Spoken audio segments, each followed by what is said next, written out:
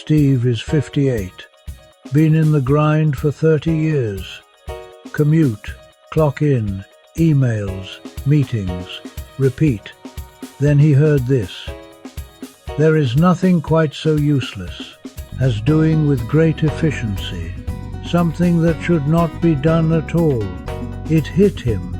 Maybe the grind isn't noble anymore.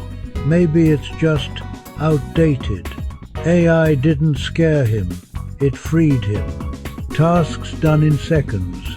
Time for what matters. Steve didn't retire. He upgraded. Be like Steve. Visit dbimmerreliefnet.com. Discover the smarter way forward.